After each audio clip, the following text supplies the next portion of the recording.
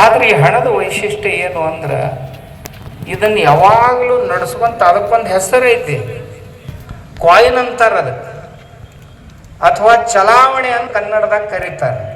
ಅದು ಯಾವಾಗಲೂ ನಡ್ಕೋತಾನೆ ಇರ್ಬೇಕಂತ. ನಮ್ಮಲ್ಲಿ ಹಿಂದೆ ಋಷಿಮುನಿಗಳು ಸಹಿತ ಹೇಳಿದ್ರು, ಲಕ್ಷ್ಮಿ ಸ್ಥಿರಾನ ಭವತಿ ಚಿತ್ತಂ.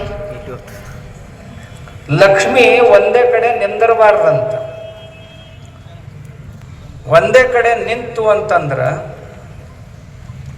ಬಹಳ ಮಂದಿ ಬಾಯೊಳಗಿನ ತುತ್ತು ಕಸಗೊತ್ತೈತಂತ, ಬಹಳ ಮಂದಿ ಕೈಯೊಳಗಿನ ಕೆಲಸ ಕಸಗೊತ್ತೈತಂತ, ದೇಶದ ಅಭಿವೃದ್ಧಿಯನ್ನೇ ಕುಂಠಿತಗೊಳಿಸ್ತೈತಂತ.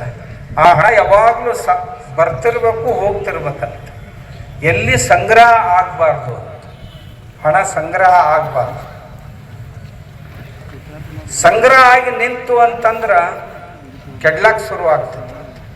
ಯಾಕಂದ್ರೆ ನಾವು ಯಾರೇ ಶ್ರೀಮಂತರಾಗೋಣ ಬಡವರಾಗೋಣ, ರಿಸರ್ವ್ ಬ್ಯಾಂಕ್ ಬಿಡುಗಡೆ ಮಾಡೈತೆ 1,000 ರೂಪಾಯಿ 10 ಮಂದಿಗೆ ಅಂದ್ರೆ ಎಲ್ಲರಿಗೂ 100 ರೂಪಾಯಿ ಕೊಟ್ಟಾರ ಅಂತ ತಿಳ್ಕೊರಿ.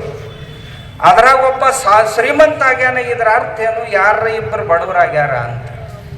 ಅವ್ರ ರೊಕ್ಕನ ಇವ್ರ ಹತ್ರ ಹೋಗ್ಬೇಕಲ್ಲ. 100 ರೂಪಾಯಿದಾಗ 10 ಮಂದಿ ಕೊಟ್ಟಾರ 100 ರೂಪಾಯಿ.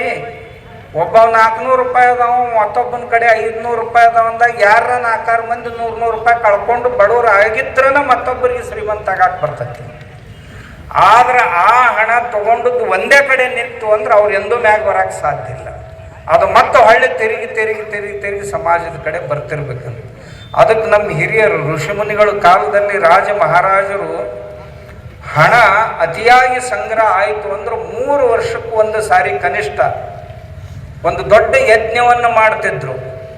ಯಜ್ಞ ಮಾಡಿ ಸಂಗ್ರಹಿತವಾದಂಥ ಹಣವನ್ನು ಮರಳಿ ಸಮಾಜಕ್ಕೆ ಕೊಟ್ಟು ಬಿಡ್ತಿದ್ರು. ಕಲಾವಿದರಿಗೆ ಕೊಡ್ತಿದ್ರು, ಕೆಲಸಗಾರರಿಗೆ ಕೊಡ್ತಿದ್ರು, ವಿದ್ಯಾರ್ಥಿಗಳಿಗೆ ಕೊಡ್ತಿದ್ರು, ಗುರುಕುಲಗಳಿಗೆ ಕೊಡ್ತಿದ್ರು, ವಿಕಲಾಂಗರಿಗೆ ಕೊಡ್ತಿದ್ರು, ಅನಾಥರಿಗೆ ಕೊಡ್ತಿದ್ರು. ಆ ಹಣವನ್ನು ಮರಳಿ ಚಲಾವಣೆಯಲ್ಲಿ ತಂದು ಬಿಡ್ತಿದ್ರಂತ. ಇದು ನಮ್ಮ ದೇಶದ ಪದ್ಧತಿ ಅಂತ ತಿಳ್ಕೊಂಡೆ ಮಹಾಭಾರತದಲ್ಲಿ ಭೀಷ್ಮ ಹಣವನ್ನು ತಗೊಳ್ಳೋದು ಕೊಡೋದು ಪದ್ಧತಿ ಏನಿರಬೇಕು ಅಂತಂದ್ರೆ, ಜೇನು ಹುಳ ಹ್ಯಾಂಗ ಹೂವಿಗೆ ತೊಂದರೆ ಆಗಲಾರ್ದಂಗೆ ಮಕರಂದ ತಕ್ಕೊಂತೈತಿ, ಪ್ರತಿ ದಿವಸ ಹೋದ್ರೂ ಸಹಿತ ಆ ಹೂವಿನೊಳಗೆ ಪ್ರತಿ ದಿವಸ ಕೊಡುವಂಥ ಸಾಮರ್ಥ್ಯ ಉಳಿಬೇಕು, ಅಷ್ಟು ತಗೋತೈತಿ, ಅಷ್ಟು ಬಿಟ್ಟಿರ್ತೈತಂತ.